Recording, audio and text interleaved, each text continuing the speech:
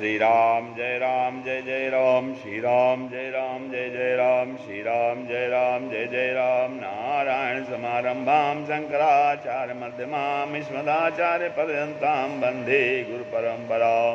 श्री गुरु चरण सरोज रज निज मन मुकुर सुधार, बन्नो रघुबर विमल जसु जो दायक फल चार। ओम श्री सीतारामचंद्राभ्याम उमा महेश्वराभ्याम नमो। श्री काशी दक्षिणेश्वर धाम सरकार हनुमान जी महाराज की जय।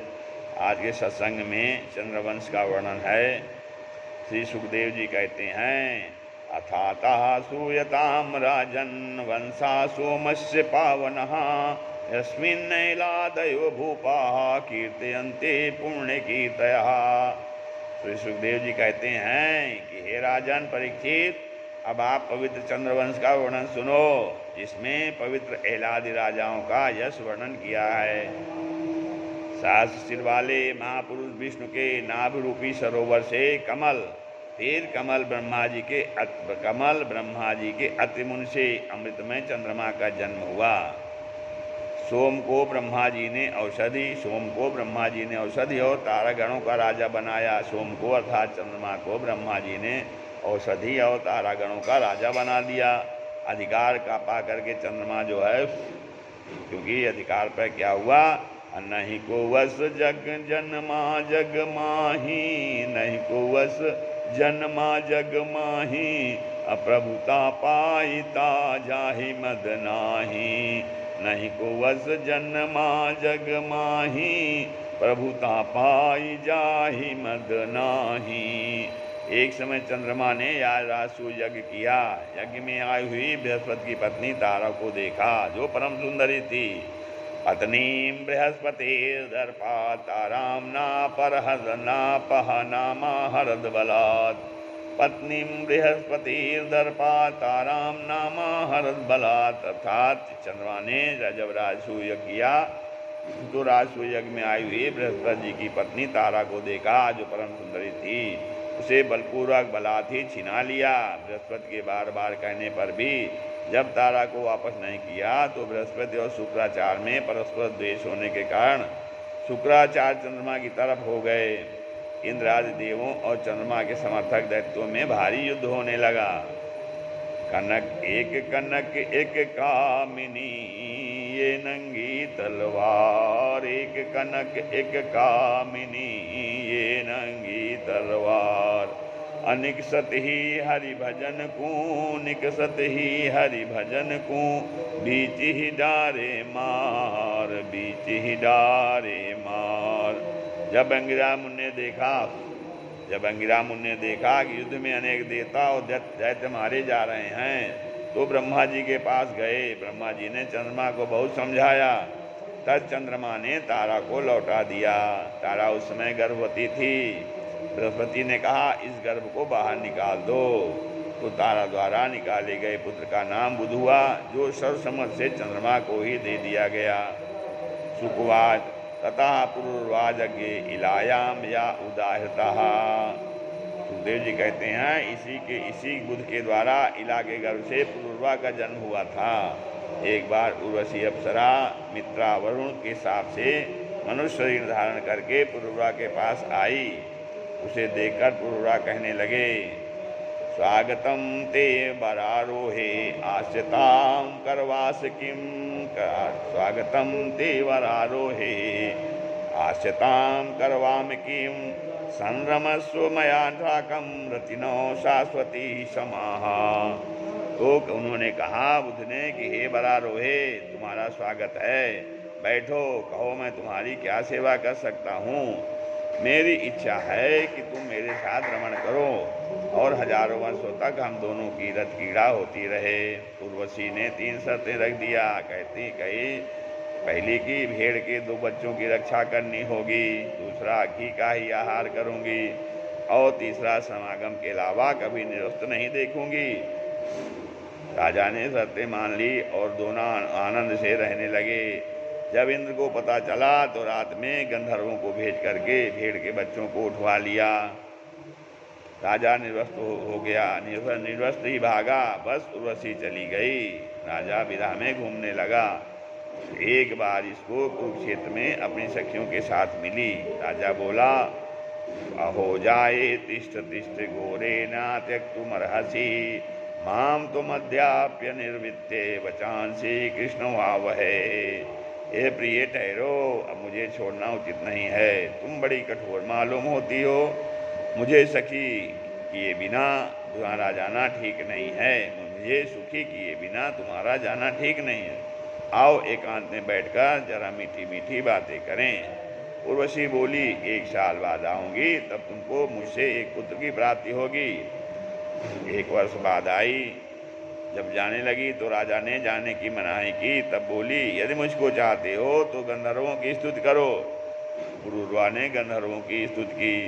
उन्होंने इसे एक अग्नि स्थाली अर्थात एक पात्र विशेष दिया, या उसी को उर्वशी समझकर के वन में घूमता रहा। उसे पता चला कि यह उर्वशी नहीं है, तो उसी वन में रखाया।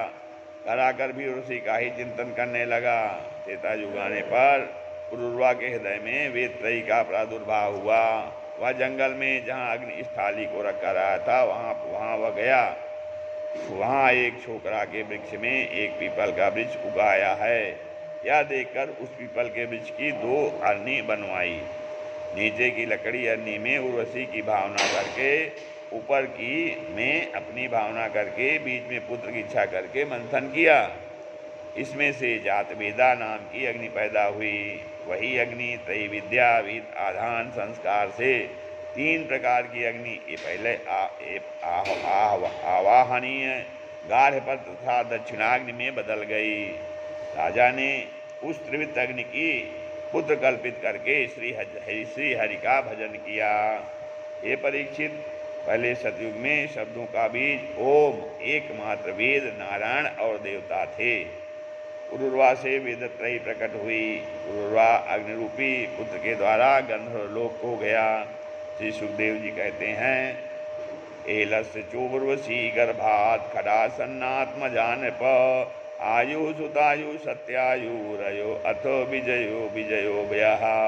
हे राजन पुरुरवा, उर्वशी के गर्भ से 6 पुत्र, आयु सुतायु सत्यायु रथ विजय और जय हुए। सुतायु का पुत्र वासुमान, सत्यायु का पुत्र श्रुतंगय, जय का अमित तथा विजय का पुत्र भीम था। रथ का पुत्र एक था, भीम का पुत्र कांचन श्रोत्रक जहु, जो गंगा जी को पी गए थे। जहु जहु जहु जहु के पुरु बलाक, अजक कुश के कुशंबु और तनय, फिर बशु और चौथा कुश आदि 4 पुत्र हुए। कुशंबु के गध हुए। गाध की कन्या सत्यवती ऋचिक मुनि को 1000 श्याम कर्ण घोड़े लेने के बाद ही दी थी। श्याम कर्ण कहते हैं, एकतः श्याम कर्णानाम हयानाम चंद्रवर्चसाम सहस्त्रम दीयताम शुल्कम कन्याया कुशिका वयम। गाधी ने कहा, एक कान श्याम से चंद्रमा के समान श्वेत 1000 अश्व दे दो, तब कन्या प्राप्त करोगे। हमारे यहाँ का नियम है। तब ऋचिक मुनि ने वरुण से 1000 श्याम कर्ण अश्व ला कर दिए। तब सत्यवती को प्राप्त किया। कालांतर में ऋचिक मुनि ने पुत्र प्राप्ति के लिए सास को छात्र मंत्रों से और पत्नी को ब्रह्म मंत्रों से अभिमंत्रित करके चरु पकाया और स्नान करने चले गए। ऋचिक मुनि ने तावत सत्यवती मात्रा स्वचरुम याचिता सती श्रेष्ठं मत्वा तया यच्छन् मात्रे मातुरदत्तभयम्। तब अपनी पुत्री के चरु को शेष जानकर माता ने उससे वह चरु मांग कर पा लिया। माता वाले चरु को सत्यवती ने पा लिया। यह सब जब ऋचिक मुनि को पता लगा तो नाराज होकर बोले, तुमने बुरा काम किया। कहने लगे, तेरा पुत्र उग्र स्वभाव वाला और भाई ब्रह्मज्ञानी होगा। वही भाई विश्वामित्र हुए। सत्यवती ने प्रार्थना की तो बोले, पुत्र ब्रह्मज्ञानी और बहुत उग्र स्वभाव वाला होगा। तदंतर ऋचिक के जमदग्नि और उनके उग्र स्वभाव वाले परशुराम हुए। सत्यवती शरीर छूटने के बाद कौशिकी नदी हुई। जमदग्नि का विवाह रेणु की पुत्र की रेणुका से हुआ, जिससे वसु मद और रति पुत्र तथा परशुराम छोटे पुत्र थे। 24 अवतार में परशुराम जी ने है कुल का नाश करके पृथ्वी को 21 बार क्षत्रियों से छीन कर दिया था। इस प्रसंग को सुन करके अब परीक्षित जी फिर बोलते हैं। परीक्षित जी कहते हैं, किम तदम्हो भगवतो राजन्यैरजितात्मभि कितम येन कुलम नष्टम क्षत्रियाणाम अभीक्षणसा। हे श्री सुखदेव जी, ऐसा क्षत्रियों से कौन सा अपराध बन गया था जिससे रुष्ट होकर परशुराम जी ने क्षत्रियों का नाश किया। श्री सुखदेव जी कहते हैं, हय हयानामाधिपतिरर्जुन क्षत्रिय सभा दत्तम नारायणस्यांश माराध्य परिकर्म भी। वंशी क्षत्रियों के अधिपति अर्जुन ने भगवान के अंशावतार दत्तात्रेय भगवान की आराधना कर वरदान स्वरूप 1000 भुजाएं मांग ली थी। कहते हैं, वंशी क्षत्रियों के अधिपति राजा जो अर्जुन थे, उन्होंने भगवान के अंशावतार दत्तात्रेय भगवान की आराधना किया और आराधना ने उनको वरदान में 1000 भुजाएं उन्होंने मांगी। समस्त सिद्धि प्राप्त करके एक बार सहस्रार्जुन ने वैजयंती माला पहने स्त्रियों के साथ नर्मदा नदी के जल को मदोन्मत्त होकर के अपनी भुजाओं से रोक लिया। उससे रावण की पूजा सामग्री बह गई थी। रावण ने इससे युद्ध किया। तब सहस्रार्जुन ने धाई धरे हो जिमि जंतु विशेषा, रावण को पकड़ बांध दिया था। पीछे पुलस्त मुनि ने छुड़ाया था। एक बार वही सहस्रार्जुन श्री जमदग्नि ऋषि के आश्रम में पहुंचा। ऋषि ने कामदेव के माध्यम से राजा की सेना सहित स्वागत किया। ऐसा देखकर राजा चकित होकर कामदेव को ही ले गया। परशुराम जी ने उससे भारी युद्ध करके उसकी 17 अक्षौणी सेना सहित उसकी हजारों भुजाएं और सिर को भी काट दिया। तो एक अक्षौणी में कितना होता है? 2,18,700 सैनिक होते हैं, 21,870 हाथी होते हैं और 21,870 रथ होते हैं, 1,09,350 घुड़सवार होते हैं। तो इतनी एक अक्षौणी सेना इतनी है। जमदग्नि को जब पता चला तो बोले, हे पुत्रो, एक राजा की हत्या ब्रह्म हत्या से भी बड़ी है, तीर्थों का सेवन करो। जब परशुराम तीर्थ यात्रा को चले गए, पीछे सहस्रबाहु के पुत्रों ने जमदग्नि को मार दिया। परशुराम जी के आने पर माता ने 21 बार छाती पीटी थी। इसी कारण परशुराम ने पृथ्वी को 21 बार क्षत्रियों से विहीन करके ब्राह्मणों को दान दे दिया था और इस प्रकार पिता की हत्या का बदला चुकाकर महेंद्र पर्वत पर उड़ीसा में तपस्या को चले गए। आज भी 8 चिरंजीवियों में से परशुराम जी एक हैं। 8 जो है वो चिरंजीवी हैं। कौन कौन हैं? जो कि अभी भी व्याप्त हैं, सदैव जी रहे हैं।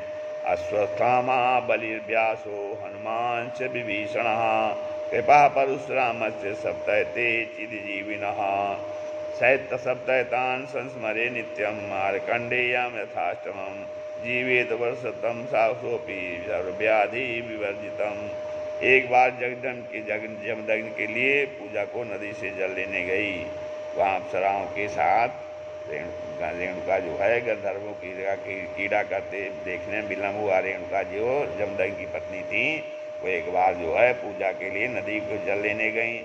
तो वहाँ अप्सराएँ जो है गंधर्वों के साथ कीड़ा कर रही थीं, तो उनको देख रही थी, जिससे रेणुका को वापस आने में विलम्ब हो गया। तो वहाँ से जमदग्नि नाराज हो गए और उन्होंने जो है अपने पुत्रों को रेणुका को मारने के लिए कहा इनको कहना नहीं मानी, मारने को कहा और वो लोग नहीं मारे। फिर पीछे परशुराम जी से कहा कि भाइयों सहित इसे मार दो, मतलब भाइयों सहित माता को मार दो। तो परशुराम जी ने तुरंत उनको मार दिया। फिर कहा कि अच्छा हम प्रसन्न हैं, आप वरदान मांगो। तो उन्होंने कहा वरदान। परशुराम जी ने मांग लिया वरदान। कहा कि हे पिताजी, यदि आप प्रसन्न हैं तो मेरी माता व भाई जिंदे हो जाएं और इस बात को भूल जाएं कि हमने उनका सिर काटा, ये घटना हुई है। इस प्रकार से उन्होंने जो है माता के पिता का भी ऋण उतार दिया और माता को जीवित कर दिया। पिता भाइयों को भी जीवित होने का वरदान मांग लिया। श्री राम जय राम जय जय राम, श्री राम जय राम जय जय राम।